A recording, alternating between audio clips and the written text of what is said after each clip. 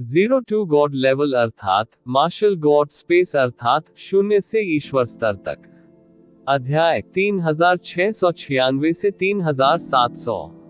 नमस्कार, आप कहानी में खो जाएं उससे पहले चैनल को सब्सक्राइब करें और नोटिफिकेशन ऑन करें। धन्यवाद। मार्शल गॉड स्पेस अध्याय 3696। Annihilation stone. आदरणीय को तुरंत संकट की एक भयानक भावना महसूस हुई जो ज्वार की तरह उसके पूरे शरीर में घूम रही थी। ऐसा लग रहा था मानो उसे सबसे खतरनाक अशुभ जानवर घूर रहा हो। मूल रूप से ये जिवेन ने उसे निशाना नहीं बनाया, इसलिए उसे नहीं लगा कि यह डरावना था। लेकिन अब जब ये जिवेन ने अन्य दो लोगों का सिर काट दिया तो ये डरावनी भावना अचानक उभर आई। ये जिवेन निस्संदेह इस समय सबसे मजबूत स्थिति में था।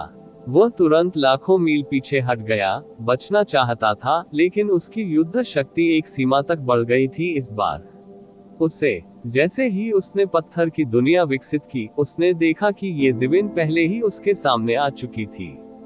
तेज तेज तेज। ये जिवेन की गति बहुत तेज थी। लगभग एक ही पल में वह विनाशकारी पत्थर के बुजुर्ग के सामने दौड़ चुका था।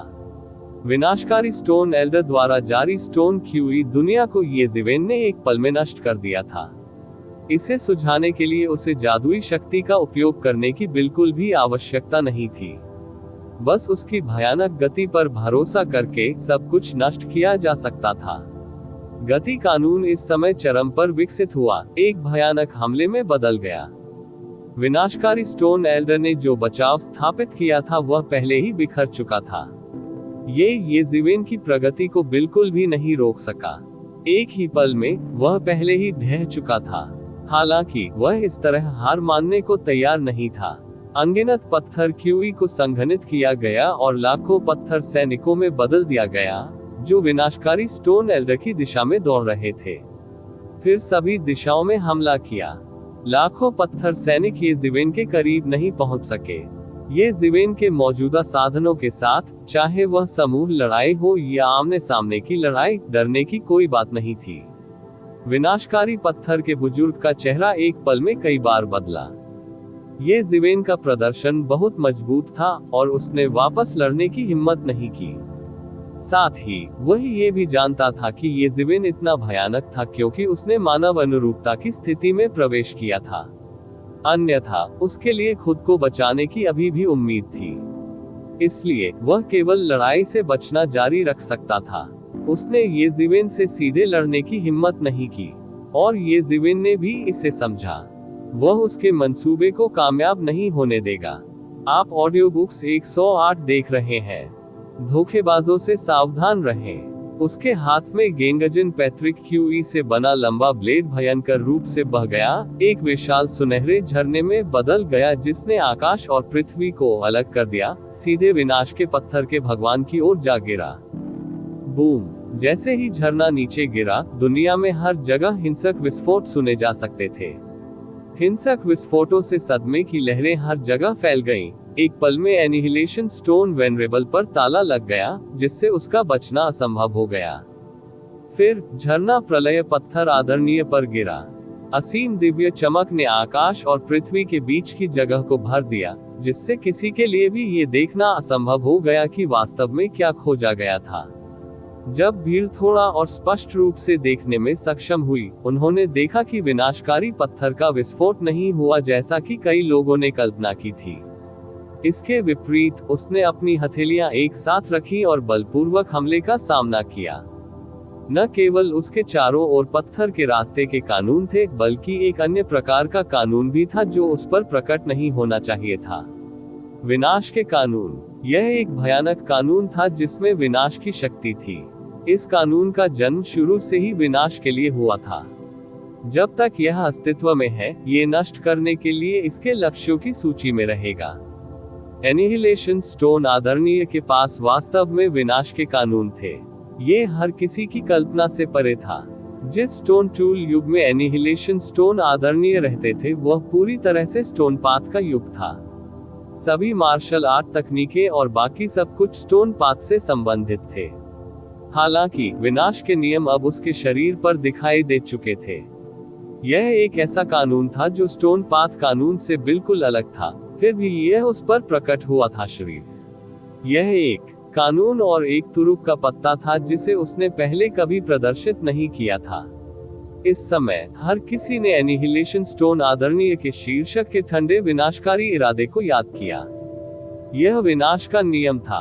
इसका मतलब सब कुछ नष्ट करना नहीं था, बल्कि इसका मतलब विनाश के कानून थे जिन्हें उन्होंने विकसित किया था। अन्य युगों के स्वर्गीय आदरणीय लोगों के लिए एक और कानून का पालन करना भी बहुत जादुई था, लेकिन यह असंभव नहीं था।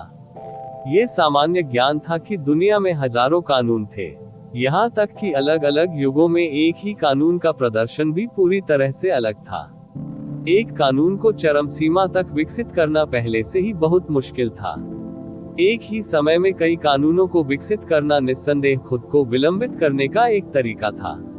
यहाँ तक कि येज़ेवेन जैसा मजबूत व्यक्ति, जिसने रहस्यमय स्थान की मदद से एक ही समय में 3000 मार्शल आर्ट की खेती की, वास्तव में उनमें से केवल कुछ पर ही ध्यान केंद्रित किया। अन्य की खेती एक ही समय में की गई थी। इसे एक ही समय में उन सभी पर खेती करना नहीं माना जा सकता। प्राथमिकता देना ऐसा नहीं था कि येज़ेवेन खेती नहीं कर सकते थे। ये पूरी तरह से इसलिए था क्योंकि उसके पास एक ही समय में खेती करने के लिए इतनी ऊर्जा और धन नहीं था। यहाँ तक कि येज़ेवेन के पास भी ऐसा करने के अलावा कोई विकल्प नहीं था। दूसरों की तो बात ही छोड़िए। एनिहिलेशन स्टोन आदरणीय बहुत अधिक ऊर्जा की खपत करने और संभवतः उस महान पथ के साथ संघर्ष करने के अलावा, जिसे उन्होंने उसी समय विकसित किया था, सबसे महत्वपूर्ण बात यह थी कि वह एक युग था जो पूरी तरह से खेती की गई थी पत्थर पथ। यह मार्शल पाथ युग से बहुत हीन था, जो एक ऐसा युग था जहां एक ही समय में जटिल कानून मौजूद थे। इसलिए किसी को भी उम्मीद नहीं थी कि एनिहिलेशन स्टोन आदरणीय ने वास्तव में अपनी आस्तीन में ऐसी चाल रखी होगी। किसी ने भी यह उम्मीद नहीं की थी कि यह येज़ेवेन के हमले को रोकने में सक्षम होगा। यहाँ तक कि येज़ेवेन ने भी यह उम्मीद नहीं की थी कि एनिहिलेशन स्टोन आदरणीय के पास ऐसी क्षमता होगी। विनाश के नियम गहन हैं। वे स्टोन पथ कानूनों से कमतर नहीं है सब। हालांकि दो कानूनों का चरम सीमा तक पालन किया जाना बहुत दुर्लभ था। दूसरे शब्दों में, ये बिल्कुल असंभव था। येज़ेवेन ने तलवार दाव की खेती को अपने मार्शल दाव से अलग कर दिया था और इसे मार्शल दाव अवतार में बदल दिया था। हालांकि आदरणीय तलवार और आदरणीय येज़ेवेन की खेती में बहुत अंतर था। वास्तव में वे समान स्तर पर भी नहीं थे। एनिहिलेशन स्टोन वेनेरेबल ने अंततः इस घातक प्रहार से बचने के बाद राहत की सांस ली। उन्होंने कहा, मेरा ये रहस्य कभी उजागर नहीं हुआ। मुझे उम्मीद नहीं थी कि आप मुझे इस हद तक मजबूर कर देंगे। विनाश के नियम। बाद में मैंने संयोग से पाषाण युग में पुनर्जन्म लिया। आखिरकार मेरे पास आज की खेती है। किसी ने भी मुझे इस बिंदु तक मजबूर नहीं किया है। आप पहले हैं। विनाश के पत्थर आदरणीय के विनाश के नियम शुरू हुए, उभरे और पूरी तरह से उनके स्टोन पथ कानूनों के साथ एकीकृत हो गए। जाहिर है, उन्होंने ऐसा पहली बार नहीं किया था। दोनों कानूनों को एक साथ मिलाने के बाद उनकी ताकत काफी बढ़ गई थी।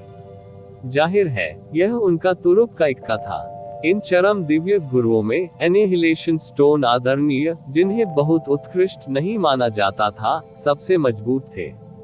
आपने मुझे इस बिंदु पर मजबूर कर दिया है। केवल मृत्यु ही आपका इंतजार कर रही है। मुझे कोई कदम उठाने की भी जरूरत नहीं है। जब तक जैसे ही समय पूरा होगा तुम मर जाओगे। एनिहिलेशन स्टोन आदरणीय ने अपनी बाहों को मोड़ लिया और येज़ेवेन को उदासीनता से देखा। उसे पूरा विश्वास था कि वह येज़ेवेन को मौत के घाट उतार सकता है।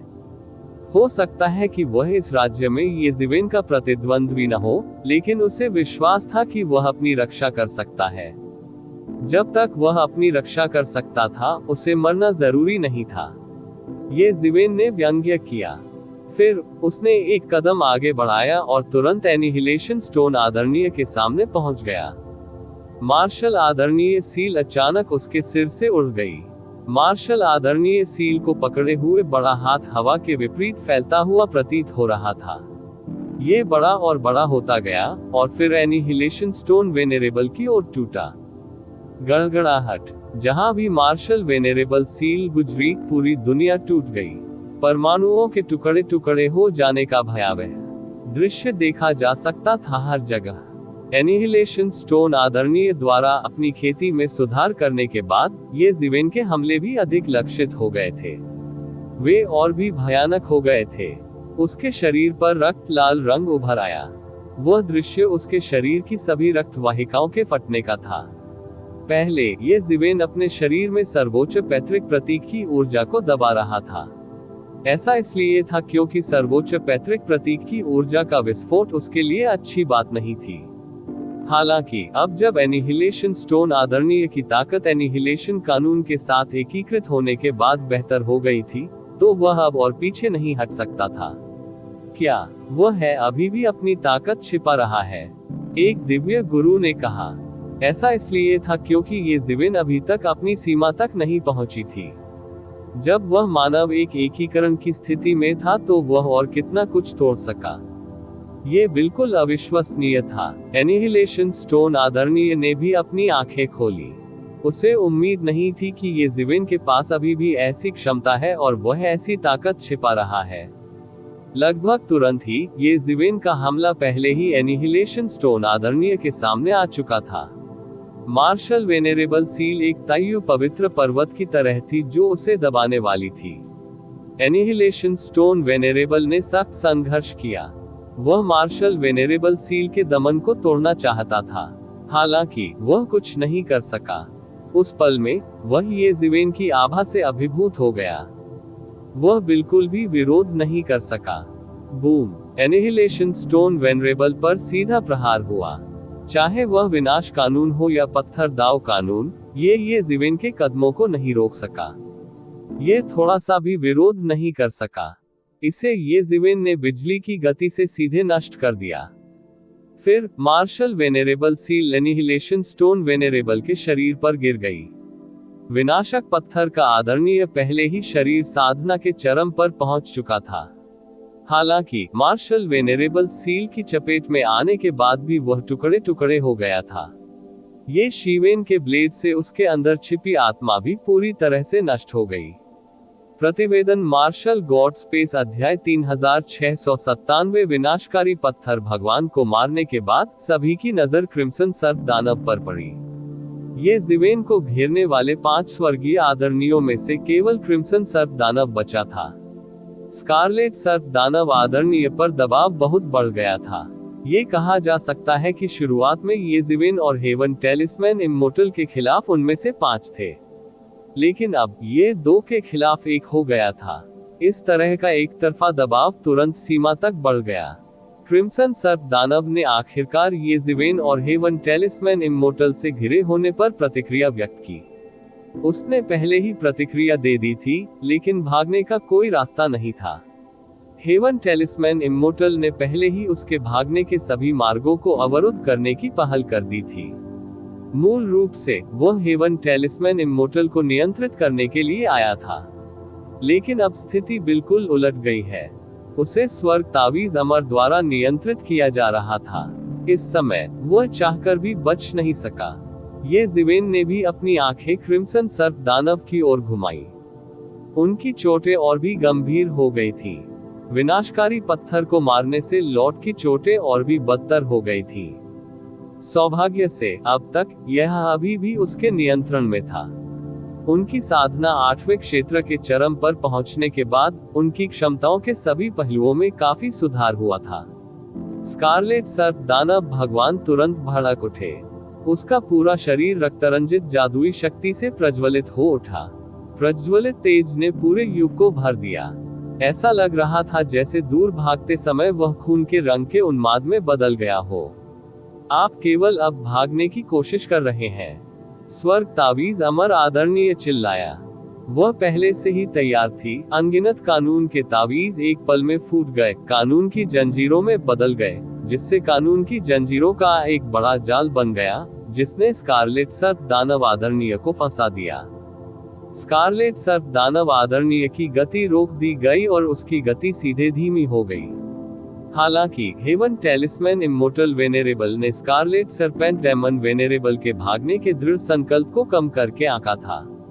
अकेले रह जाने के बाद उसे जल्दी ही अपनी स्थिति समझ में आ गई। यदि वह बच नहीं सका, तो जो परिणाम उसका इंतजार कर रहा था वह दूसरों से बेहतर नहीं होगा। तावीज के कानून द्वारा बनाया गया स्वर्ग तावीज अमर अमर का विशाल जाल उसे रोक नहीं सका। वह सीधे जाल तोड़कर भाग निकला। हालांकि जब वह जा रहा था तो येज़िवेन पहले ही आ चुका था। देरी हुई, सम्राट दुनिया को रौंद रहा है, येज़िवेन जोर से चिल्लाया। फिर उसका पैर बेरहमी से एक विशाल पर्वत की तरह नीचे गिर गया। उसका लक्ष्य स्कारलेट सर्प दानव बुजुर्ग के ठीक सामने था। बूम! येज़िवेन के बड़े पैर ने इस युग के चौराहे पर एक विशाल छेद को रौंद दिया। उसमें से अंतहीन अराजकता फैल गई। इसे येज़िवेन ने रौंद दिया था।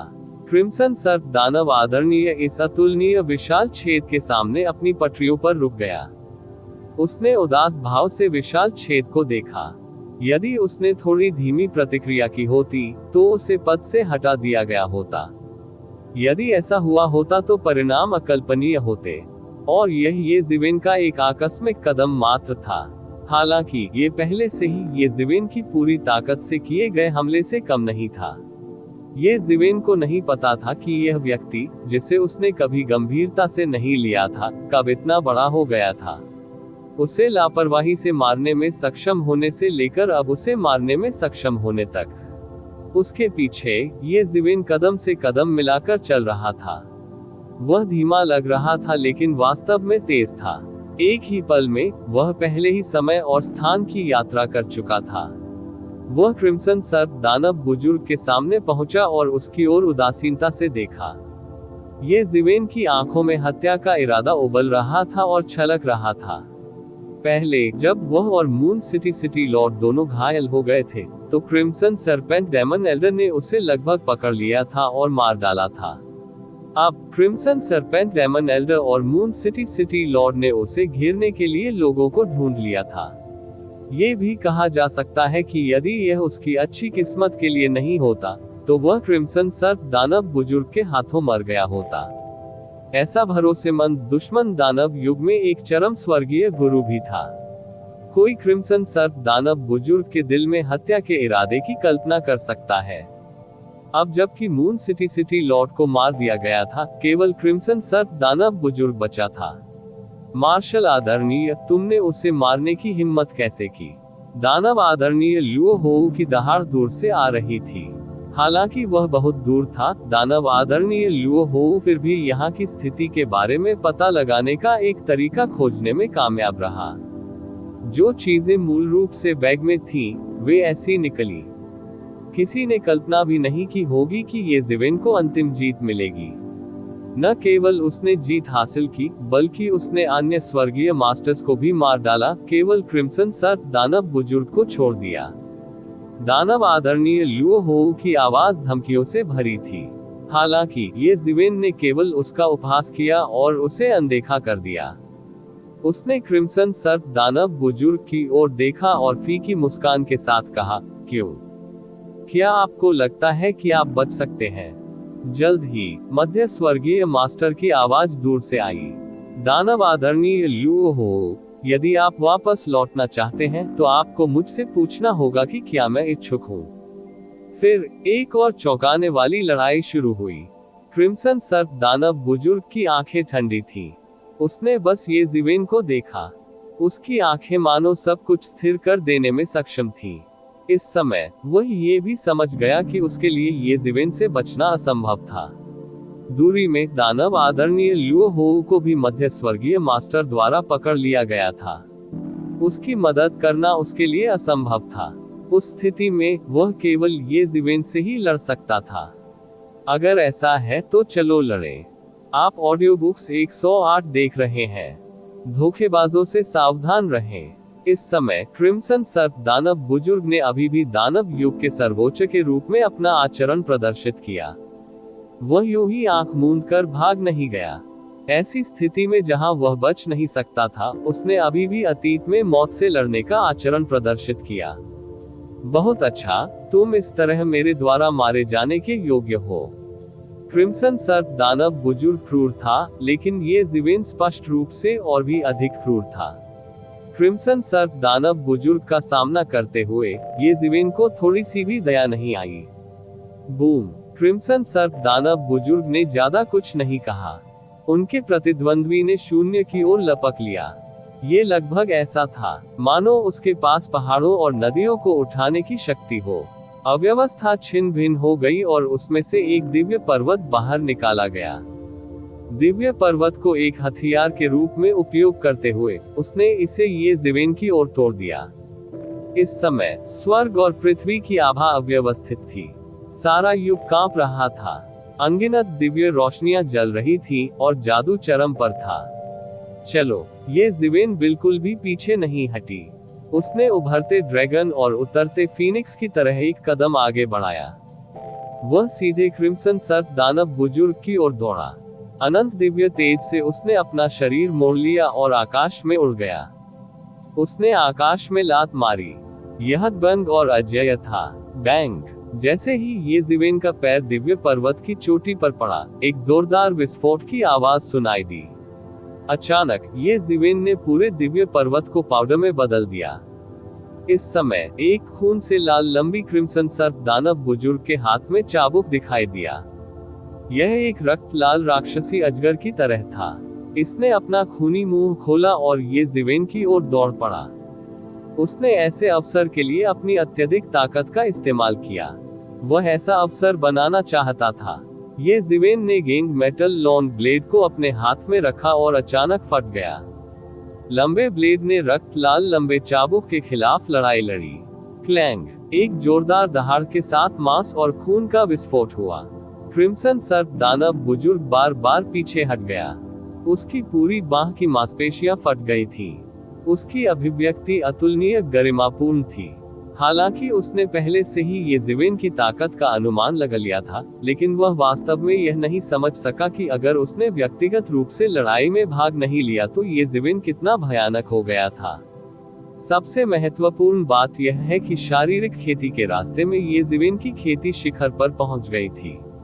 यहाँ तक कि विनाशकारी स्टोन वेनेरेबल और फिजिक वेनेरेबल को भी बड़ी हानि का सामना करना पड़ा जब उन्होंने इस पहलू में ये ज़िवेन के खिलाफ लड़ाई लड़ी। क्रिम्सन सर्प डेमन एल्डर की तो बात ही छोड़ दे। वह आश्चर्यचकित थे, लेकिन साथ ही ये सब उनकी उम्मीदों के अनुरूप थे। हासिल करने के बाद एक चाल में बढ़त हासिल करने के बाद ये ज़िवेन ने क्रिम्सन सर्पेंट डेमन एल्डर को सांस लेने का मौका नहीं दिया। उसने गेंग मेटल लॉन्ग ब्लेड को अपने हाथ में पकड़ लिया और तुरंत क्रिम्सन सर्पेंट डेमन एल्डर पर एक पागल हमला शुरू कर दिया। हमलों का ये सिलसिला तूफान जैसा था। यह इतना दमनकारी था कि इससे लोगों को घुटन महसूस होती थी। क्रिम्सन सर्पेंट डेमन एल्डर ने भी सख्त विरोध करने की पूरी कोशिश की। इस समय उसे ये ज़िवेन द्वारा एक हताश स्थिति में मजबूर किया गया था। उसने कुछ भी नहीं छिपाया और पागलपन से हमला किया। दूसरी ओर स्वर्गीय तावीज अमर आदरणीय ने कोई कदम नहीं उठाया।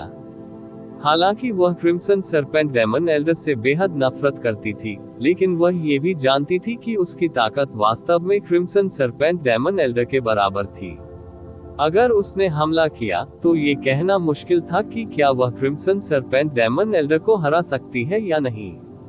इसलिए वह केवल देखती रही और कोई हरकत नहीं की। वह क्रिम्सन सर्प दानव बुजुर्ग के भागने और युद्ध में शामिल होने वाले अन्य लोगों के खिलाफ सुरक्षा कर रही थी। हालांकि उसे अन्य पीक हेवनली वेनेरेबल्स पर भारी लाभ नहीं था, लेकिन वह उन हेवनली वेनेरेबल्स को रोकने के लिए पर्याप्त से अधिक थी जो स्थिति का लाभ उठाना चाहते थे। आखिरकार वह भी एक सर्वोच्च महान स्वर्गीय आदरणीय थी। वह अनगिनत प्राचीन युगों में एक उत्कृष्ट व्यक्ति और स्तंभ थी। क्रिम्सन सर्प दानव बुजुर्ग ने खून के रंग का लंबा चाबुक लहराया। उसके लंबे चाबुक की शक्ति को बढ़ाने के लिए एक के बाद एक व्यूह रचना करते हुए अनगिनत राक्षसी पैटर्न उभरे। यह एक स्वर्गीय आदरणीय दाव उपकरण की शक्ति थी। यहाँ तक कि दाव उपकरण भी इस स्तर को हासिल नहीं कर सके। ये वास्तव में चरम सीमा तक डरावना था, लेकिन फिर भी वह ये ज़िवेन के सामने असहाय था। जिस बड़े हाथ के निशान को येज़िवेन ने लापरवाही से दबा दिया था उसमें हजारों भयानक कानूनी तावीज थे। इसमें अकल्पनीय शक्ति थी। यह आसानी से उसके आक्रामक और कानून के तावीजों को तोड़ सकता है। हालांकि क्रिम्सन सर्प दानव एल्डर ने विरोध करने की पूरी कोशिश की, लेकिन दोनों पक्षों की युद्ध शक्ति स्पष्ट रूप से एक स्तर अलग थी। ऐसी परिस्थितियों में भले ही वह अपनी पूरी कोशिश करे, लेकिन वह केवल लड़कर ही पीछे हट सकता था। वह बिल्कुल भी येज़िवेन से मेल नहीं खा रहा था। क्रिम्सन सर्पेंट डेमन एल्डर कदम दर कदम पीछे हट रहा था। उसका शरीर फटता रहा और खून के ढेर में बदल गया। बैंग! अंत में जब क्रिम्सन सर्प दानव बुजुर्ग ने येज़िवेन के विशाल हाथ के निशान का विरोध किया, तो उसका शरीर मौके पर ही फट गया। यहाँ तक कि उसकी आत्मा भी गंभीर रूप से घायल हो गई थी। येज़िवेन इतना अच्छा मौका कैसे छोड़ सकती थी? उसके हाथ में गेंग मेटल ब्लेड ने तुरंत हमला किया और एक ही वार से क्रिम्सन सर्प दानव बुजुर्ग को मार डाला। क्रिम्सन सर्प दानव बुजुर्ग ने येज़िवेन के हाथों मरने से पहले केवल एक चीख निकाली। इस समय एक आकृति दूर से आ गई। महान गति! दानव आदरणीय लुओ होऊ नहीं तो और कौन हो सकता है?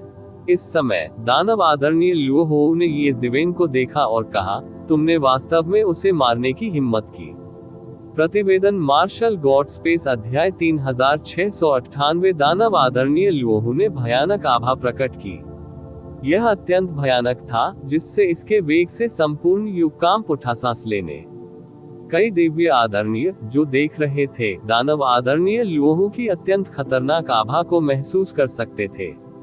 उनके क्रोध के कारण पूरा युग अत्यधिक संकट की स्थिति में था। इससे कई लोगों को अपने दिलों में इसका एहसास हुआ। दानव आदरणीय लुओहू की हत्या का इरादा बिल्कुल भी छिपा नहीं था।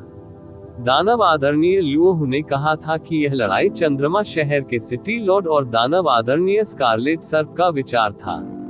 हालांकि दानव आदरणीय लुओहू जैसे किसी व्यक्ति के लिए इतने सारे शिखर स्वर्गीय आदरणीयों को इकट्ठा करना बिल्कुल असंभव था। येज़िवेन ने दानव आदरणीय लुओहू के अवतार को मार डाला था, लेकिन यह एक छोटी सी बात थी। ये सिर्फ एक अवतार था। इसे मारना कुछ नहीं था।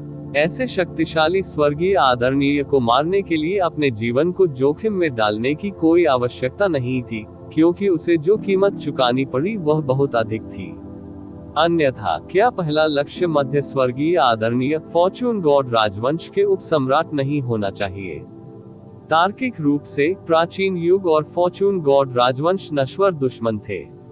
मध्य स्वर्गीय आदरणीय फॉर्चून गॉड राजवंश के उपसम्राट थे। वह फॉर्चून गॉड राजवंश के उसी युग के उपसम्राट थे और फॉर्चून विश्व के सर्वोच्च शासक थे। तार्किक रूप से कहें तो यदि वह प्राचीन काल के विशेषज्ञों से भरे इस स्थान पर प्रकट हो जाए तो उसे शीघ्र ही घेर कर मार डाला जाना चाहिए। हालांकि ऐसे बहुत से लोग नहीं थे जो आगे बढ़ने के इच्छुक थे। वह एक चरम स्वर्गीय आदरणीय था। उसे घेर कर मारने की उन्हें कितनी कीमत चुकानी पड़ेगी? कोई भी इतनी कीमत चुकाने और दूसरों द्वारा फायदा उठाने को तैयार नहीं था। इसके अलावा अगर उन्होंने वास्तव में फॉर्चून गॉड राजवंश को नाराज किया, भले ही वे सभी प्राचीन युगों को नष्ट नहीं कर सके, लेकिन उनमें से एक को भी नष्ट करना कोई बड़ी बात नहीं होगी। समस्या: इस समय कौन खड़ा होने का साहस करेगा? इन लोगों के अपने स्वार्थी उद्देश्य थे और वे सेना में शामिल होने के इच्छुक नहीं थे। हालांकि दानव आदरणीय लुओहू ने उन्हें देख लिया था। येज़िवेन की धमकी बहुत बड़ी थी। आने वाले समय में एक और मध्य स्वर्गीय आदरणीय होगा। भले ही वह मध्य स्वर्गीय आदरणीय नहीं था, फिर भी वह कम से कम पूर्वी स्वर्गीय आदरणीय की उपाधि को मजबूत करने में सक्षम होगा। फॉर्चून गॉड राजवंश के पास एक और शिखर विशेषज्ञ होगा। यही कारण था कि उसने इतने सारे शिखर साम्राज्य एकत्र किए थे। अपने वर्तमान स्तर पर यह कहा जा सकता है कि वह उस दायरे तक पहुंचने से केवल आधा कदम दूर था। उनका ध्यान सिर्फ खजानों पर नहीं था, बल्कि राक्षसी पथ युग के विकास पर था। जाहिर है, इस युग में महान सर्वनाश से पहले मार्शल युग और उनके प्राचीन युग लगातार गिरावट की स्थिति में थे। यदि मार्शल युग मजबूत था, तो राक्षसी युग सहित प्राचीन युग कमजोर होगा। हालांकि उन्होंने कभी उम्मीद नहीं की थी कि ये जीवेन न केवल भविष्य में उनके लिए खतरा पैदा करेगा, बल्कि वह पहले से ही खतरा पैदा कर चुका था। 5 शिखर दिव्य गुरुओं के पतन का अनुमान आसानी से लगाया जा सकता है। इसमें कई युगों की उथल पुथल शामिल होगी। ये ऐसी चीजें थी जिनके बारे में उसने ये योजना बनाते समय नहीं सोचा था। ये जीवेन की विकास दर उनकी कल्पना से कहीं अधिक थी। भले ही उसे लगा कि उसने ये जीवेन को ज्यादा महत्व दिया है और कई पीक सेलेस्टियल मास्टर्स पाए हैं, फिर भी वह अंत में असफल रहा। सबसे महत्वपूर्ण बात यह है कि अन्य शिखर हेवनली वेनेरेबल्स की मृत्यु एक बात थी, लेकिन स्कारलेट सरपेंट आर्कडेविल की मृत्यु सच थी। शैतान पथ युग की हानि। डेविल पाथ युग को इतना बड़ा नुकसान तब भी नहीं हुआ था जब उन्होंने फॉर्चून डिवाइन राजवंश से मून सिटी को जब्त कर लिया था और मून सिटी की लड़ाई का आयोजन किया था। अब ये जीवेन के कारण उन्हें नुकसान उठाना पड़ा था। न केवल स्कारलेट सरपेंट आर्कडेविल हार गया, बल्कि मून सिटी लॉर्ड नव पदोन्नत शिखर हेवनली वेनेरेबल्स भी हार गया। उन सभी की यही मृत्यु हो गई थी। वह मदद नहीं कर सका, लेकिन ऐसा महसूस हुआ जैसे उसके दिल से खून टपक रहा हो। उसे ये भी नहीं पता था कि राक्षसी पथ युग में ऐसे कितने विशेषज्ञ थे। फिर भी वे सभी यहीं मर गए थे। कोई बड़े पैमाने पर ऑपरेशन नहीं हुआ था और वे इतने अर्थहीन तरीके से मर गए थे। फिर भी जिस लक्ष्य को उन्होंने घेर लिया था, ये जीवेन ठीक था। स्कारलेट सरपेंट आर्कडेविल इसके बारे में सोचकर ही खून की उल्टी करना चाहता था। ये डेविल पाथ युग था, एक गहरी नींव वाला युग। यदि यह एक सामान्य युग होता, तो एक शिखर को खोने पर स्वर्गीय पूज्य के पास इसकी देखरेख करने के लिए इतना शक्तिशाली व्यक्ति नहीं होता। तो क्या हुआ अगर मैंने उन्हें मार डाला? ये जीवेन ने दानव आदरणीय लुओ हो की ओर उदासीनता से देखा।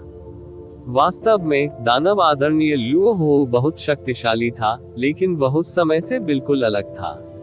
उस समय दानव आदरणीय लुओ हो के एक अवतार को मारने के लिए उसने पहले ही अपना सर्वश्रेष्ठ प्रयास किया था। अब दानव आदरणीय लुओ हो का सामना करते समय भी वह निडर था। तब मैं तुम्हें मार डालूंगा। दानव आदरणीय लुओ हो की आंखों से बेहद खतरनाक आभा निकल रही थी और वह हमला करने ही वाला था। दूरी में मध्य स्वर्गीय आदरणीय की आकृति और करीब आती जा रही थी। कुछ ही पल में वह ये जीवेन के पास पहुंच चुका था। हालांकि वह बहुत अच्छा नहीं लग रहा था और वह थोड़ा शर्मिंदा भी लग रहा था। स्पष्टतः अभी अभी दानव आदरणीय लुओ हो के साथ युद्ध करते समय उसे कुछ हानि उठानी पड़ी थी। यही कारण है कि दानव आदरणीय लुओ हो ने ये जीवेन के साथ परेशानी ढूंढने के लिए नाता तोड़ लिया था। उनके जैसे शीर्ष विशेषज्ञ के लिए ये बहुत बड़ी शर्म की बात थी। दानव आदरणीय लुओ हो ने अलग होने के लिए एक बड़ी कीमत चुकाई थी। में है, ये जीवेन ने व्यंग्य करते हुए कहा। क्या वह अब भी सोचता है कि वह अब हमें पूरी तरह से हरा सकता है? अभी हमें इस बात पर चर्चा करनी चाहिए कि हमें उसे मारना चाहिए या नहीं। जैसे ही ये जीवेन की आवाज गिरी, दानव आदरणीय लुओ हो को अचानक एहसास हुआ कि वह पहले से ही ये जीवेन मध्य स्वर्गीय आदरणीय और स्वर्ग तावीज अमर से घिरा हुआ था। विशेष रूप से स्वर्गीय तावीज अमर। उसे पता ही नहीं चला कि उसने कब भागने का रास्ता बंद कर दिया था। उन तीनों ने एक त्रिकोणीय संरचना बनाई और उसे घेर लिया। अचानक उसका दिल तेजी से धड़कने लगा। अंततः उसे एहसास हुआ कि जिस स्थिति में वह अभी था वह कितनी खतरनाक थी।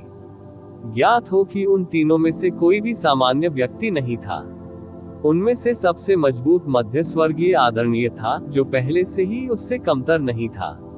स्वर्ग तावीज अमर भी एक वास्तविक शिखर स्वर्गीय आदरणीय था। भले ही ये जीवेन मानव अभिसरण की स्थिति से हट गए थे, फिर भी उनकी युद्ध शक्ति चरम स्वर्गीय आदरणीय के स्तर पर थी। 3 विशेषज्ञों ने उन्हें घेर लिया। इस समय वह उस स्थिति को समझ गया जब ये जीवेन घिरा हुआ था और वह किस तरह की मनोदशा में था। ये सही है, हा, वह अभी भी नहीं जानता कि वह किस तरह की स्थिति में है। मध्य स्वर्गीय आदरणीय जोर से हंसे। उन तीनों को लगभग संवाद करने की आवश्यकता नहीं थी। उन्होंने चुपचाप दानव आदरणीय लुओ हो को घेर लिया। मध्यम स्वर्गीय आदरणीय, क्या तुमने मुझे मारने की हिम्मत की? दानव आदरणीय लुओ हो ने व्यंग्य किया और कहा, अगर मैं जाना चाहूं तो क्या आप मुझे रोक सकते हैं? बकवास मत करो, तुम्हें पता चल जाएगा कि मैं तुम्हें रोक सकता हूं या नहीं, ये जिवेन ने कहा। इस समय उसकी त्वचा फटने लगी और घनी दरारें बड़ी और बड़ी होने लगी। उसने लगातार कई विशेषज्ञों की हत्या कर दी थी। भले ही उसने ज्यादा देर नहीं की और जितना संभव हो सके उतना समय बचाने की कोशिश की, फिर भी इसमें बहुत समय लगा। इस समय वो लगभग अपनी सीमा पर था। ज्यादा समय नहीं बचा था। थोड़ी देर के बाद वह केवल मानव अभिसरण की स्थिति से हट सका। वह इस अवधि के दौरान केवल दानव आदरणीय लुओ हो को मार सकता था। बूम! ये जिवेन का शरीर तुरंत भयानक जादुई शक्ति से फूट पड़ा। एक क्षण में अनंत शक्ति प्रस्फुटित हो उठी। अनगिनत तावीज कठपुतलियां एक भयानक ऊर्जा ज्वार में बदल गईं और सीधे दानव आदरणीय लुओ हो की ओर बह गईं। दानव आदरणीय लुओ हो मदद नहीं कर सके, लेकिन इस भयानक ऊर्जा ज्वार का सामना करने में थोड़ा गंभीर दिखे जो ये जिवेन की ओर बह गया। एक राक्षसी कृपाण दिखाई दी उसके हाथ में। अनगिनत जादू राक्षसी कृपाण के चारों ओर संघनित हो गए और सीधे ये जिवेन की ऊर्जा ज्वार की ओर बढ़ गए। राक्षसी कृपाण ने व्यापक तावीज ऊर्जा ज्वार को आसानी से शून्य में काट दिया। ये जिवेन की आंखें थोड़ी संकीर्ण हो गईं। यह आकस्मिक स्लैश दानव आदरणीय लुओ हो और अन्य शिखर स्वर्गीय आदरणीय के बीच अंतर को प्रतिबिंबित कर सकता है। यदि यह चिलियान दानव आदरणीय और अन्य होते तो उन्हें इसे रोकने के लिए अपनी पूरी ताकत लगानी पड़ती। हालांकि दानव आदरणीय लुओ हो ने इसे केवल एक आकस्मिक स्लैश के साथ अवरुद्ध कर दिया। आप ऑडियो बुक्स 108 देख रहे हैं। धोखेबाजों से सावधान रहें। उनके कौशल स्पष्ट रूप से चिलियान दानव आदरणीय की तुलना में अधिक अत्याचारी थे। वह स्वर्गीय आदरणीय लोगों के बीच एक सच्चा अजेय विशेषज्ञ था। जब तक कि यह आधे कदम वाले सॉवरेन का पुराना राक्षस न हो, अन्यथा इस स्तर के विशेषज्ञ के लिए कोई भी बड़ा खतरा पैदा नहीं कर सकता था। दूसरी तरफ स्वर्ग तावीज अमर आदरणीय ने पहले ही हमला शुरू कर दिया था। जैसे ही उसने सील पर चुटकी ली, उसकी आंखें घृणा से भर गईं। एक अतुलनीय उसके सामने विशाल ताबीज प्रकट हुआ। फिर उसके हाथ में एक कलम दिखाई दी और उसने उस पर एक बड़ा दबाव अक्षर लिखना शुरू कर दिया। यह तावीज बड़ा और बड़ा होता गया, लगभग हवा में फैलता हुआ। यह एक विशाल पिंजरे में बदल गया और दानव आदरणीय लुओ हो को दबा दिया और बेईमानी से स्वर्ग तावीज अमर आदरणीय पर हमला किया। ये जिवेन के ऊर्जा ज्वार के माध्यम से उसके हाथ में लंबी कृपाण कटने के बाद ये लगभग तुरंत ही विपरीत दिशा में स्वर्ग तावीज अमर आदरणीय की ओर फिसल गई। विशाल तावीज पिंजरा इस स्लैश से पूरी तरह से नष्ट हो गया था। एक क्षण में ही वह पूरी तरह से आधा कट गया। यह स्लैश आकस्मिक था और इसमें धुएं या आग का कोई निशान नहीं था। यह कोई साधारण ब्लेड तकनीक नहीं लगती थी।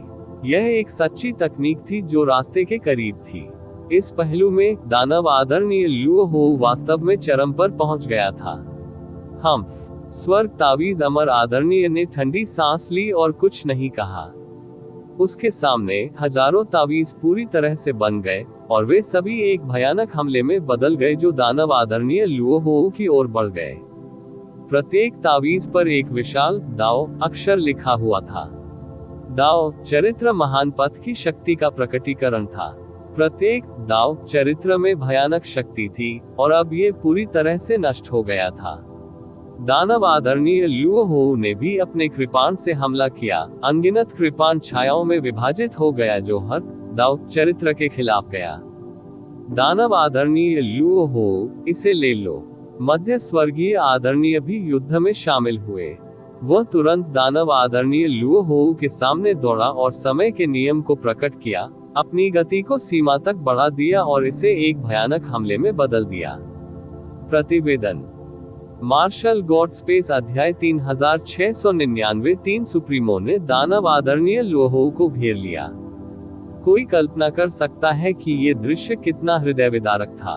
संपूर्ण युग गड़गड़ाने लगा और यहाँ तक कि हल्के हल्के पतन के लक्षण भी दिखाई देने लगे। कई सर्वोच्च स्वर्गीय पूज्यों के लिए उस युग को नष्ट करना असंभव था जो अभी भी जीवित था। हालांकि उस युग की तुलना करने का कोई तरीका नहीं था जो अभी भी जीवित था और उस युग की तुलना जो पहले ही नष्ट हो चुका था। इतने सारे शिखर स्वर्गीय भिक्षुओं के निरंतर हमलों का सामना करने में असमर्थ ये स्थान रहने के कगार पर था। हालांकि हर बार ऐसा होने पर इस युग में एक अकथनीय शक्ति होगी जो इस ढहती प्रवृत्ति को बनाए रखेगी और इसे बहाल करेगी। उपस्थित सभी लोग स्वर्गीय पूज्य थे, इसलिए वे स्वाभाविक रूप से समझ सकते थे कि ढहते युग की मरम्मत करने वाली एक नामात्र की शक्ति थी। इस नामात्र की शक्ति की स्थिति के आधार पर उनके लिए यह अनुमान लगाना मुश्किल नहीं था कि इसका संबंध सेंट एब्सोल्यूट स्काई से था। तीनों के बीच पृथ्वी विभाजन युद्ध छिड़ गया और दानव आदरणीय लोहो भी तीनों के हमलों से दबा दिया गया था। हालांकि वे तीनों दानव आदरणीय लोहो को पूरी तरह से घायल नहीं कर सके। वे केवल दानव आदरणीय लोहो को पूरी तरह से दबा सकते थे। मध्य स्वर्गीय आदरणीय की ताकत स्वाभाविक रूप से अजेय थी। उसकी आकृति हर कोने में दिखाई देती थी और उसकी गति भी बहुत तेज थी। वह वास्तव में लापरवाह था। उसकी उंगलियों पर सभी प्रकार की आक्रमण तकनीकें भी थीं। हालांकि उन्होंने मुख्य रूप से गति नियम का पालन किया और यहाँ तक कि समय नियम तक भी आगे बढ़े, लेकिन इसका मतलब यह नहीं था कि उन्हें अन्य कानूनों के बारे में कुछ भी पता नहीं था। वास्तव में उन्हें अन्य कानूनों की भी गहरी समझ थी। उनकी उंगलियों पर सभी प्रकार की मार्शल आर्ट और अलौकिक शक्तियां भी थीं, और वे सभी बहुत शक्तिशाली थीं। तावीज दाव के बारे में हेवन टेलिस्मैन इमोर्टल की समझ भी काफी ऊंचाइयों तक पहुंच गई थी। वर्तमान युग में तो तावीज दाव युग भी नष्ट हो चुका था। प्रसिद्ध तावीज पूर्वज के अलावा वह तावीज दाव में नंबर 1 व्यक्ति थी। महान दाव की समझ के मामले में वह दानव आदरणीय लोहो से कमतर नहीं थी। एकमात्र अंतर कौशल के संदर्भ में था। ये जीवेन भी अनजाने में मानव अभिसरण की स्थिति से हट गए। अन्यथा अगर वे सेना में शामिल हो जाते तो वे तीनों वास्तव में दानव आदरणीय लोहो को घायल कर सकते थे। हालांकि उन्हें भी बड़ी कीमत चुकानी पड़ेगी। आखिरकार इस तरह की लड़ाई से उनके शरीर पर बहुत गंभीर प्रतिक्रिया भी होगी। ये सर्वोच्च पैतृक प्रतीक की शक्ति थी। हालांकि यह बहुत मजबूत लग रहा था, आखिरकार यह उसकी अपनी शक्ति नहीं थी। इसने ये जीवेन को अपनी ताकत में सुधार करने के लिए और भी अधिक उत्सुक बना दिया। यदि वह और सुधार कर सका तो वह मिडिल हेवनली मास्टर्स के साथ कंधे से कंधा मिलाकर खड़ा हो सकेगा और उनसे आगे भी निकल सकेगा। यदि इस तरह की लड़ाई जारी रही तो विजेता का निर्धारण होने में सैकड़ों या हजारों साल लग सकते हैं। यह आदर्श था जब तक कि एक पक्ष को पूर्ण लाभ न हो। हालांकि चाहे वह ये जीवेन, वरिष्ठ स्वर्गीय तावीज अमर या मध्य स्वर्गीय आदरणीय, वे सभी बहुत धैर्यवान थे। हालांकि डेविल पाथ युग से निपटना आसान नहीं था। संभावना थी कि जल्द ही कुछ विशेषज्ञ आ जाएंगे। वे दानव आदरणीय लुओहो को ये जीवेन और अन्य लोगों के हाथों नष्ट नहीं होने देंगे। आप ऑडियो बुक्स 108 देख रहे हैं। धोखेबाजों से सावधान रहें। ये जीवेन ने पहले ही दानव आदरणीय चिलियान को मार डाला था, तो वह शैतान युग के नेता दानव आदरणीय लुओहो को यहाँ कैसे नष्ट होने दे सकता है। शैतान पथ युग में आर्क डेविल पूर्वज राहु की स्थिति फॉर्चून दिव्य राजवंश में मध्य स्वर्गीय आदरणीय की स्थिति के समान थी। इससे कोई फर्क नहीं पड़ता कि कितने स्वर्गीय पूज्यों ने मध्य स्वर्गीय पूज्यों के साथ लड़ाई की, वे इस समय अनायास ही मध्य स्वर्गीय पूज्यों की रक्षा करेंगे। ये ठीक था क्योंकि वह ये जानता था कि दानव आदरणीय लुओहो विशेष रूप से आश्वस्त थे। यहाँ तक कि अगर वह पूरी तरह से बाहर चला गया तो भी मध्य स्वर्गीय पूज्य और अन्य लोग उसे मार नहीं पाएंगे। हालांकि वह इस समय बहुत मुश्किल स्थिति में थे। तीनों के संयुक्त हमले के तहत वह लगातार नुकसान में था। वे तीनों अपने अपने क्षेत्र में बेहद शक्तिशाली थे। उनमें से जिसने उसे सबसे अधिक परेशानी पहुंचाई वो मायावी मिडिल हेवनली वेनेरेट था।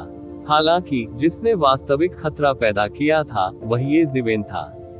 ये जीवेन का उत्पात अतुलनीय रूप से अत्याचारी था।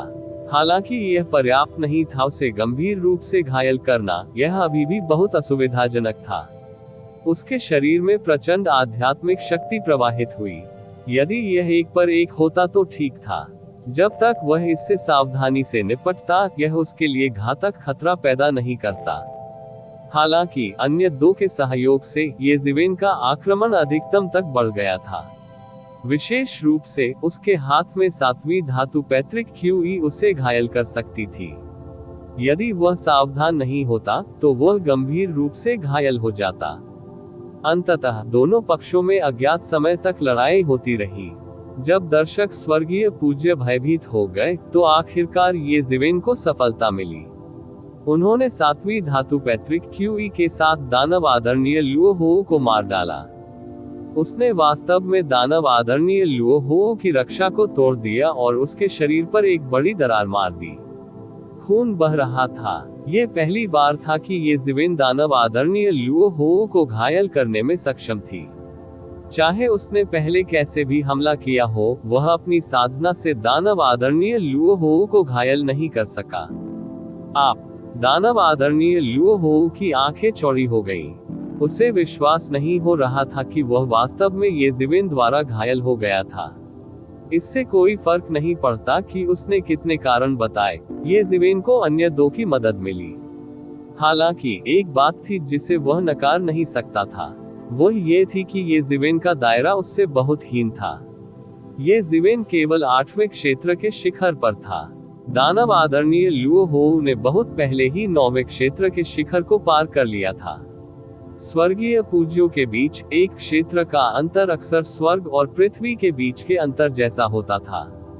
फिर भी ये जीवेन ने फिर भी उसे घायल कर दिया। ऐसी क्षमता से वह कैसे चौंका नहीं सकता था। अच्छा, चलो उसे एक ही बार में नीचे उतार दें। ये देखकर मध्य स्वर्गीय आदरणीय हंसे। उसके चारों ओर गति कानून उबल पड़ा और एक भयानक हमले में बदल गया जो ज्वार की लहर की तरह दानव आदरणीय लुओ हो की ओर बह गया। स्वर्ग तावीज अमर आदरणीय ऐसे अवसर को जाने नहीं देगा। वह अपने नश्वर दुश्मन को सांस लेने का कोई मौका नहीं देगा। धिक्कार है। दानव आदरणीय लुओ हो लगातार पीछे हटते रहे। उसकी तो और भी अधिक दयनीय स्थिति थी। इस बार की चोट उनकी उम्मीदों से बिल्कुल परे थी। उन्हें गंभीर रूप से घायल होने की उम्मीद नहीं थी। हालांकि उन्हें घेर लिया गया था, लेकिन उन्हें भरोसा था कि वह थोड़े समय के लिए खुद को बचा सकते हैं। वह तब तक रुका रह सकता था जब तक कि दानव दाव युग के अन्य विशेषज्ञ नहीं आ गए। ये बिल्कुल वैसा ही था जैसे पहले ये जीवेन को घेर लिया गया था। हालांकि वास्तव में वह कुछ भी नहीं था। हालांकि अन्य तीन ने उसे भागने का कोई मौका नहीं दिया। उन्होंने फिर भी एक त्रिकोण बनाया और उसे घेर लिया। उनमें से हर एक विशेषज्ञ था। उनमें से किसी को भी कमजोरी नहीं माना जा सकता, खासकर तब जब वह घायल हो। हालांकि इस क्षण पूरा युग हिलने लगा। पूरी जगह हिल रही थी। सभी स्वर्गीय आदरणीय लोगों ने इस अचानक परिवर्तन को महसूस किया। यहाँ तक कि दानव आदरणीय लुओ हो को घेरने वाले 3 लोगों को भी रुकने के लिए मजबूर होना पड़ा। इसने अंततः दानव आदरणीय लुओ हो को सांस लेने का मौका दिया। उन्होंने इस अवसर का उपयोग गेंग मेटल एंसेस्ट्रल क्यूई को साफ करने के लिए किया, जिससे ये जीवेन ने अपने शरीर में विस्फोटित कर दिया था। गेंग मेटल एंसेस्ट्रल क्यूई बहुत अधिक प्रभावशाली थी। यहाँ तक कि अपनी खेती के साथ भी अगर वह अपनी सारी ताकत का उपयोग नहीं करता तो वह इसे थोड़े समय में साफ नहीं कर पाता। इस वजह से वो पूरी तरह से नुकसान में था। गेंग मेटल पैतृक क्यूई को साफ न कर पाना एक बड़ा छिपा हुआ खतरा था। वह किसी भी समय दफन स्थान के बिना मर सकता था। जब उसने गेंग मेटल पैतृक क्यूई को साफ किया तो उसने ऊपर देखा और तुरंत चौंक गया। दूरी में अंतरिक्ष की परतें पानी की सतह की तरह हिलने लगी। लहरों के केंद्र से अनंत दिव्य तेज उत्सर्जित हो रहा था। असीम दिव्य तेज के केंद्र पर एक अतुलनीय विशाल कब्रिस्तान धीरे धीरे प्रकट हुआ और उसके प्रकट होने से पूरा कब्रिस्तान हिंसक रूप से हिल गया। ये कहा जाना चाहिए कि इस युग का कब्रिस्तान मूल रूप से बनाया गया था इस कब्रिस्तान के निशानों को छुपाने के लिए। अब जब ये कब्रिस्तान अचानक प्रकट हो गया, तो इसने युग के कब्रिस्तान को कवर करने वाली संरचनाओं और सीमाओं में मजबूत उतार चढ़ाव पैदा कर दिया। वे किसी प्रकार की शक्ति के खिंचाव का विरोध करने की कोशिश कर रहे थे। हर कोई देख सकता था कि अनगिनत सिद्धांतों की शक्ति एक रहस्यमय शक्ति के नियंत्रण में इस कब्रिस्तान को धीरे धीरे शून्य से बाहर खींच रही थी। ये है ऋषि निरपेक्ष स्वर्ग की कब्र, ये जिवेन ने खुद से बड़बड़ाते हुए कहा। यह अनुमान लगाना मुश्किल नहीं था कि इतना बड़ा कब्रिस्तान, जो पूरी दुनिया के बराबर है, दिखाई देगा। इस युग का कब्रिस्तान, ये केवल सेज एब्सोल्यूट हेवन का कब्रिस्तान हो सकता है। ये जिवेन ने उभरी हुई संरचनाओं और सीमाओं को देखा। वे बहुत गहरे थे। वे उस दायरे तक भी पहुंच गए जिसे ये जिवेन ने अभी तक नहीं छुआ था। ये ज्ञात होना चाहिए कि अपनी वर्तमान खेती के साथ वह पीक हेवनली वेनेरेबल्स द्वारा निर्धारित संरचनाओं और सीमाओं को भी देख सकता था और संचालन सिद्धांतों को समझ सकता था। हालांकि वह ऐसा नहीं कर सका। अभी उन्हें समझ नहीं आया। केवल एक ही संभावना थी। यह एक डोमिनेटर स्तर के विशेषज्ञ द्वारा निर्धारित किया गया था। मिडिल हेवनली वेनेरेबल्स और हेवन टेलिस्मैन इमोर्टल वेनेरेबल्स ने भी इस चौंकाने वाले दृश्य को देखा। उनका भी यही अनुमान था। केवल सेज एब्सोल्यूट हेवन के कब्रिस्तान की उपस्थिति ही उन्हें अस्थायी रूप से दानव वेनेरेबल्स लोहोऊ को घेरने का अवसर दे सकती थी, क्योंकि वे जानते थे कि दानव वेनेरेबल्स लोहोऊ को थोड़े समय में मारना संभव नहीं था जब तक कि ये जिवेन मानव एक की स्थिति को बनाए नहीं रख सकते थे। कब का? हालांकि कई लड़ाइयों के बाद ये जिवेन भी अपनी सीमा तक पहुंच गया था। वे पुराने साथी वास्तव में सफल हुए। दानव आदरणीय लोहोऊ ने मन ही मन बुदबुदाया, यहाँ तक कि वह भी बहुत हैरान था। बेशक वह उन पुराने साथियों के बारे में भी जानता था जो मार्शल एपोच के स्वर्गीय कानून को घेर रहे थे। यह मामला कोई रहस्य नहीं था। आखिर यह बात उनसे कौन छिपा सकता है? इस मामले में उनके दानव युग का एक पुराना साथी भी शामिल था। स्वाभाविक रूप से वह अंदर की कहानी जानता था। हालांकि उन्होंने इसके बारे में ज्यादा नहीं सोचा। स्वर्गीय कानून को घेरना और मारना असंभव था। क्या तुम पागल हो? तुम बहुत ज्यादा सोच रहे हो। उसने अपने दिल में यही सोचा था। अपनी साधना से भी उसे लगा कि ऐसी पौराणिक चीज हासिल करना असंभव है। ये पूरी तरह से अविश्वसनीय था। इसलिए वह केवल मदद के लिए आया था, क्योंकि वह उस बूढ़े व्यक्ति को मना नहीं कर सकता था। मरता हुआ इंसान कुछ भी कर सकता है। जीवित रहने के लिए कुछ भी करना उनके लिए अजीब नहीं था। वह इसे हल्के में नहीं लेना चाहते थे। असली कारण ये था कि वह देखना चाहता था कि क्या ये संभव है। जो कोई भी उस चरण तक नहीं पहुंचा था और सच्ची अमरता प्राप्त नहीं की थी, उसे देर सवेरे इस दृश्य का सामना करना पड़ेगा। हालांकि उसने कभी उम्मीद नहीं की थी कि वे पुराने साथी वास्तव में सभी की ताकत इकट्ठा करके ऐसा करने में कामयाब रहे। प्रतिवेदन मार्शल गॉड स्पेस अध्याय 3700। उन पुराने साथियों ने कौन सा तरीका इस्तेमाल किया? मैंने पिछले कुछ दिनों में लगभग पूरे एपोच कब्रिस्तान को पलट दिया था, लेकिन मुझे कुछ भी नहीं मिला। उन्होंने ये कैसे किया? दानव आदरणीय लोहोऊ ने अपनी आंखें चौड़ी की। लोहोऊ को यह अविश्वसनीय भी लगा और वह कुछ हद तक उत्साहित भी महसूस कर रहा था।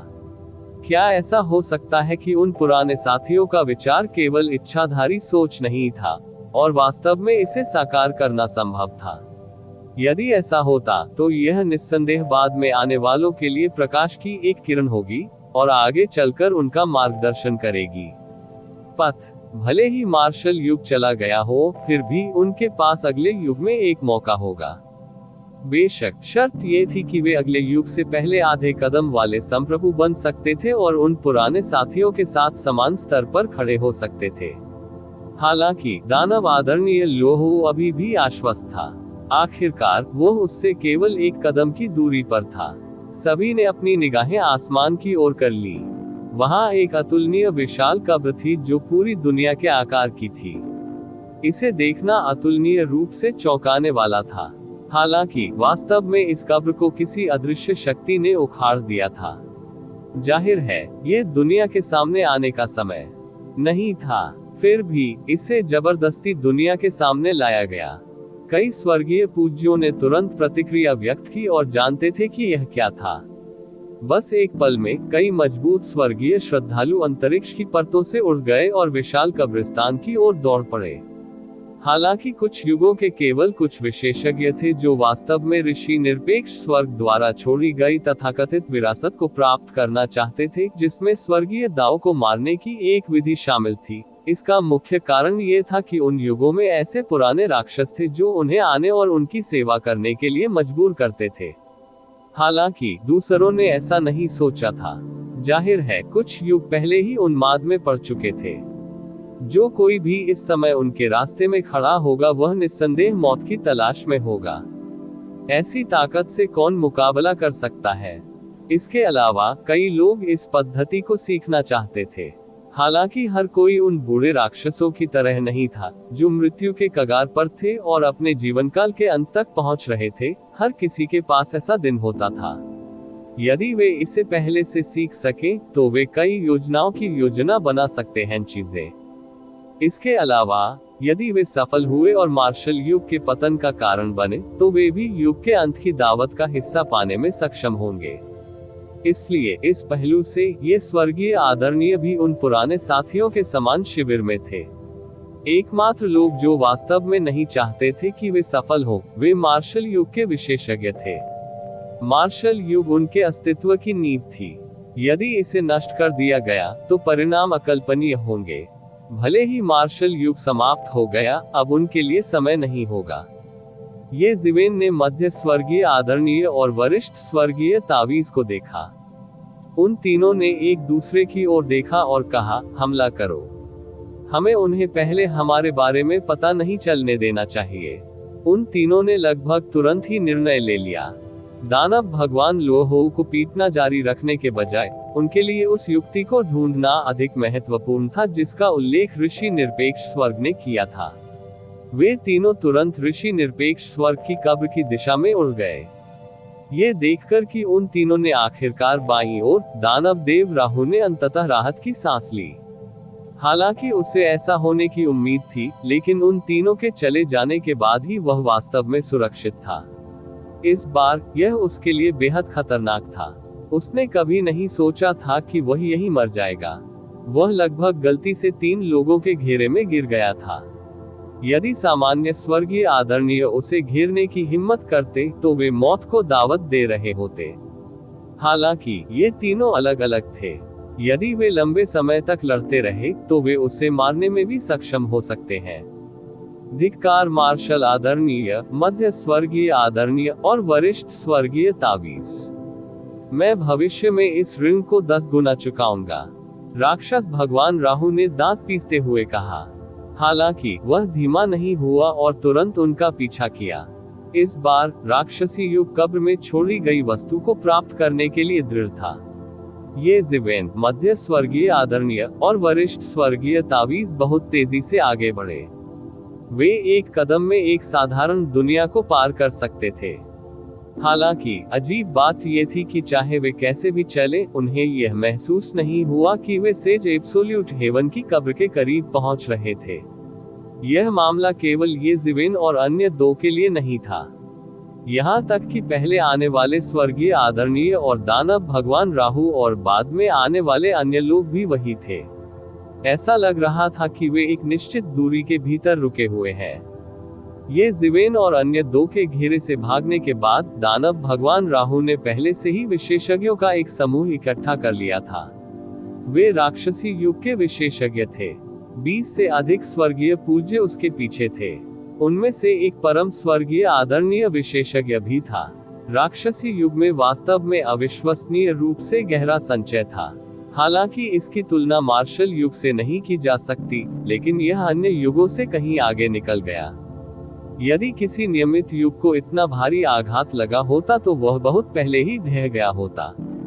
हालांकि यह राक्षसी युग के लिए दर्दनाक था। यह उस स्तर तक नहीं पहुंचा था जहां ये वास्तव में एक गंभीर आघात होता।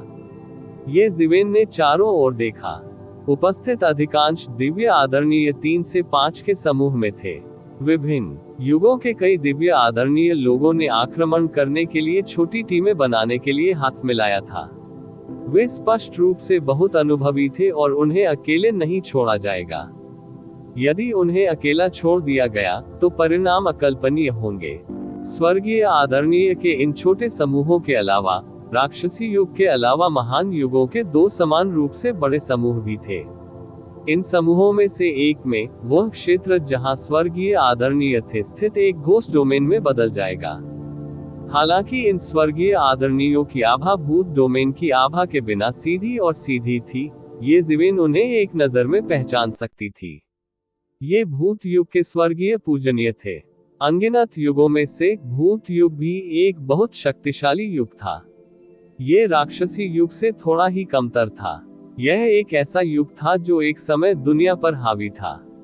इस युग का जन्म बहुत ही अजीब था। ये सामान्य युगों से अलग था जिसमें दुनिया को फिर से खोलने और एक युग में विकसित होने में काफी समय लगा। भूत युग का जन्म महान विनाश युग के लगभग तुरंत बाद हुआ था। उस युग के सभी जीवित प्राणी भूत युग के जियांटियन जीवन रूपों में बदल गए थे। उन बिजली घरों के खत्म होने के बाद वे जियांटियन जीवन रूपों में बदल गए जो बहुत शक्तिशाली थे।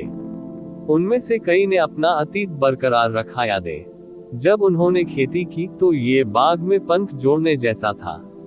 इसलिए भूत युग तेजी से उस युग की लाशों से विकसित हुआ और एक अतुलनीय शक्तिशाली युग में विकसित हुआ। इससे भी अधिक भयानक बात यह थी कि इस भूत युग की साधना पद्धति बहुत अजीब थी।